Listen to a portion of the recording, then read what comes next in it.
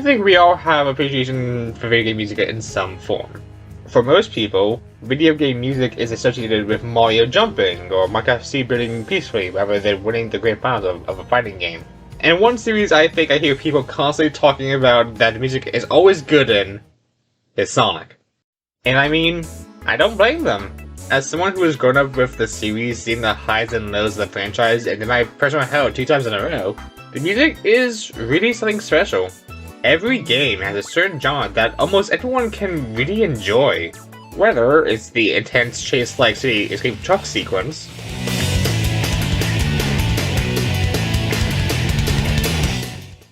some moody orchestral pieces of a violin in Jungle Joyride Night,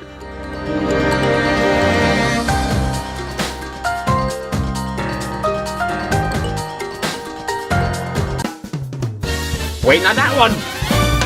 The upbeat technological feeling as you're racing into Mine Loop.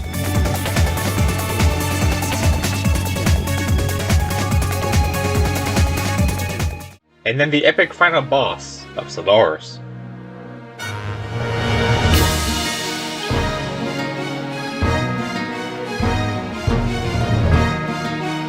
And I want to touch on that last one. Boss music is more than just me made by Sephiroth.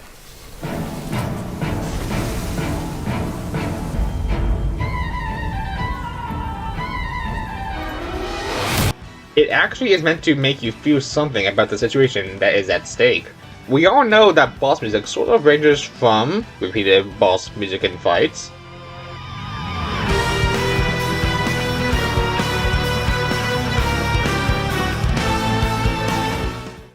a more intense version of an already existing song,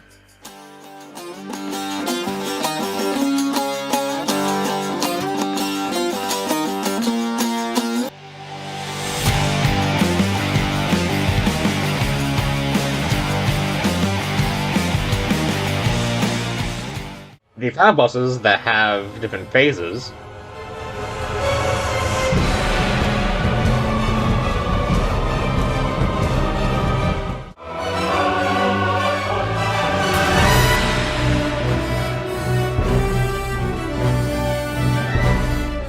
and a sort of odd one where it sort of feels like the boss's music is more so the character's theme.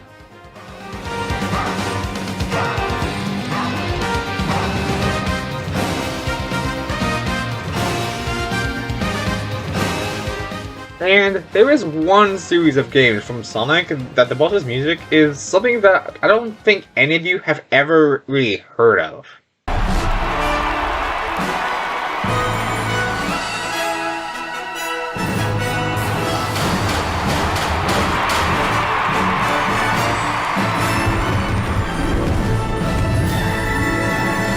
Imagine saying how your favorite Sonic boss music comes from a game based on the Olympics.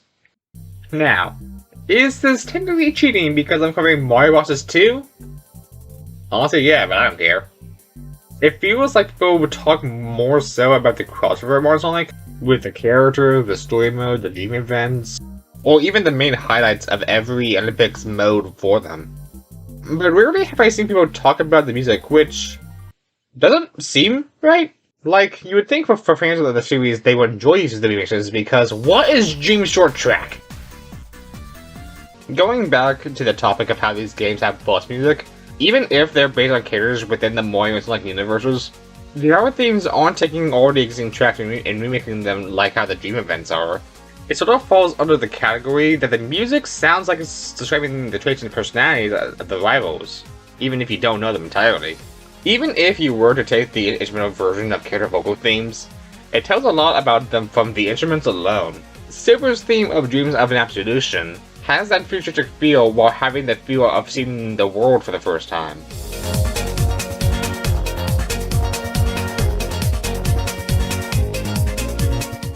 Team Chaotix has that upbeat, mysterious feel of solving crimes while having a goofier tone.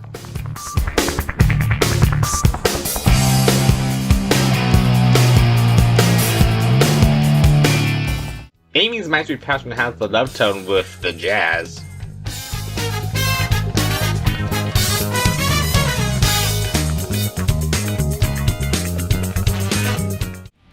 considering like Shadow's I Am All of Me has the rocket torch to symbolize how the tone and backstory of the character is somewhat darker.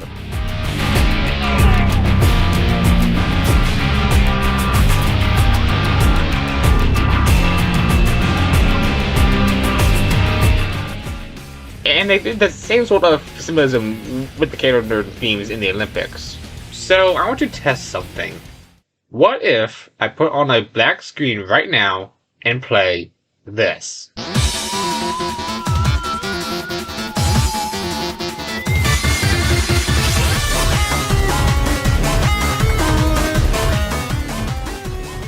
What can you describe from this? It sounds eerie, like a nervous chase sequence where something scary is about to try and get you. Everything feels out of control, like it's being possessed, but in a more so goofy fashion. And if you guessed that the song feels haunted, you'd be correct, because this is the rival theme of King Boo.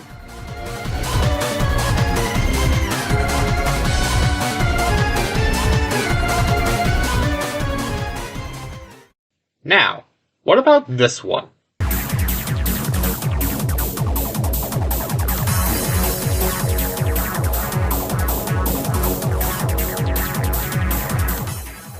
The digitized sounds of something that feels like a powerful, chaotic robot, but still in control of itself. And that's because it's the theme of Omega. And all of these themes kind of go so far to the original that you can still tell what these characters are from music alone. I kind of want to go through all of them because these are really some of my favorite music from Mario and Sonic. Hi, so it's me. It's currently 11:48 p.m. at night. I never realized that there were actual rematches in London. I went to go and find some footage because I apparently had forgotten about King Boo, and apparently there were some of the rivals actually have rematches. Like apparently, like Birdo and Drybones and Omega and plenty of other characters have rematches that I never knew about.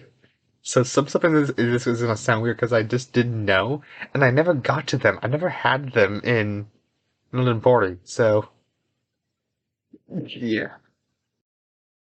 Well, except for Drybones.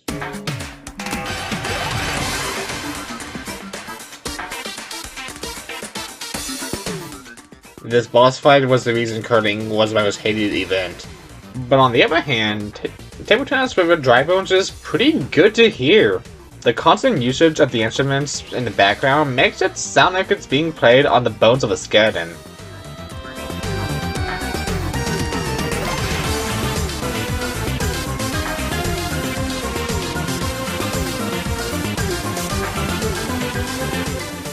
And for the karting fight aspect, it does sound like a team of Drybones seeming to laugh at you as you struggle on karting, and I hate it forever!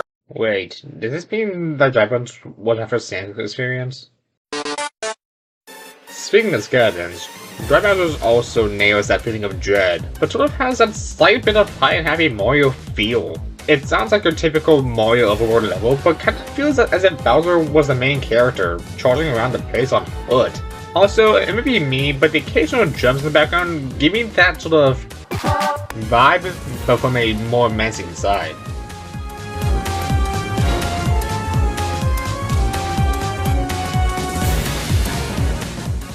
Speaking of menacing, Eggman Nega! Oh, shut up! This theme has that digitalized sound effect that honestly makes you feel like it's acting as if you're going through another dimension. Which, considering that's where he's from in the Sonic series, it does make a lot of sense. The song also has that feel like it would play in a Sonic Rush stage, or even just a normal default Eggman boss fight.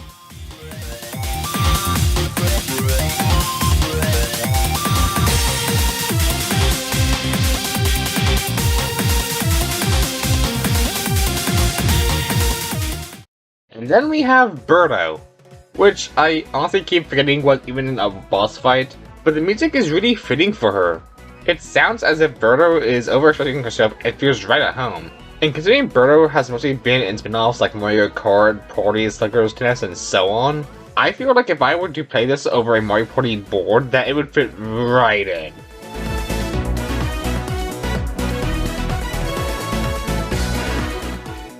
Now we're getting into my top 3 personal favorites of the boss themes.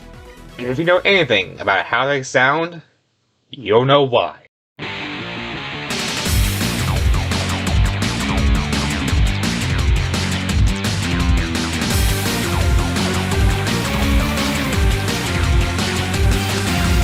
So I want you to take a wild guess. What character in the Mario and Sonic cast prior to 2014 do you think fits this? I'll give you 5 seconds. No, you're wrong, because this is the Bullet Bill boss theme. No, that is not a joke.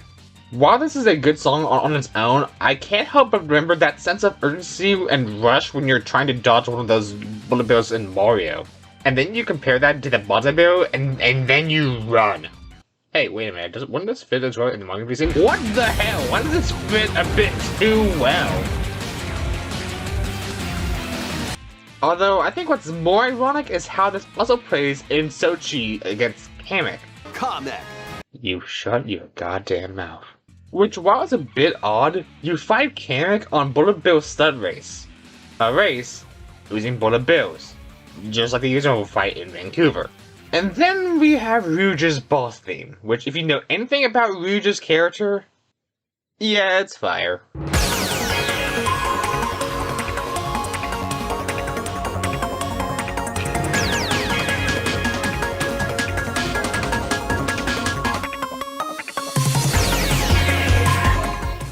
It really says a lot on how this is probably one of the best Rouge-based songs, and I'm saying that as someone who enjoys Flying in the Freedom. The simple background beats of the woman's chorus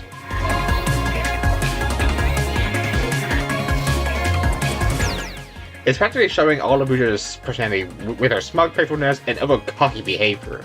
But when you get later into the song and on the breakdown,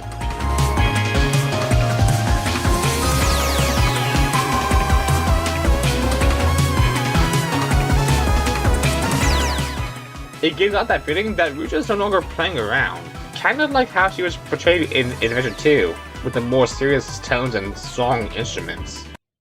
Also, a quick rant, but why is this song over 2 minutes long and her fight in London is 13 seconds? Sega, what the hell?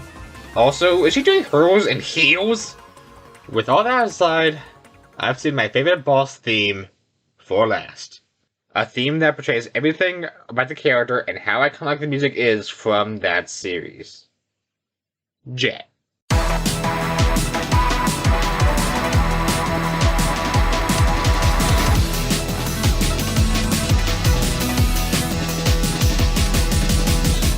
No, my ice clearly isn't showing. Jet's theme is what I consider to be one of the best boss themes for the entire Sonic series. And there are conclusions as to why I think this. For one, you can probably put this onto any of the bosses in Sonic and it would give off the same amount of excitement. Even some old Genesis bosses could fit it since it has that digitized sound effect.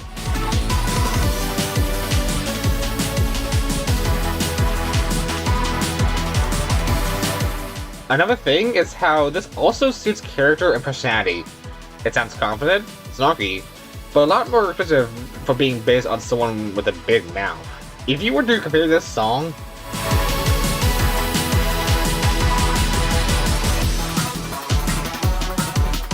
to both of Jet's actual themes,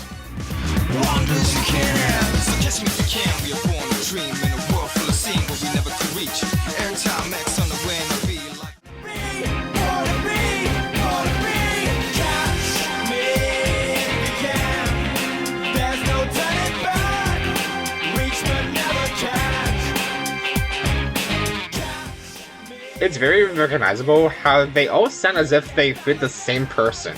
Every variation of Jet's theme sounds as if it was made for the character. And then we have my final reason as to why I love this song so much. Riders. For me personally, this was one of my first exposure to the Riders franchise with playing Vancouver on the Wii and encountering Jet for the first time.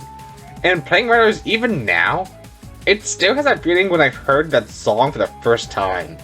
It encapsulates that feeling of high-speed action all while you grind on rails, soar through the sky, punch through enemies and walls, manipulate gravity as you dive down the hallways or race in fast speeds down walls, and the feeling of what Riders gave off. As corny as this sounds, all the songs from Riot and Jet's theme gives off the extreme take on the adrenaline you get when you play through these stages. Is it because I'm blinded by my nostalgia for this series? Absolutely, yeah, there's no denying that. But honestly, I just wanted to talk about why the music in the Olympics is some of the best I've heard, because I don't hear anyone talk about them. It's not that I don't like the Sonic boss music, but these bosses sort of help me gain knowledge on the characters only by using music without vocal lyrics. And I think that's one of my favorite things about it. As someone who loves video game music, I get super excited whenever I hear a song in the background and end up searching up more of the song because of it. Granted, some take longer to find because most YouTubers don't tend to say what music they use in their videos, and when they do via YouTube links, most times the song gets deleted due to copyright. So even though I get how no one would say that these songs are the best in the Sonic series, that's fine because, hey, at least you learned what good songs these turned out to be.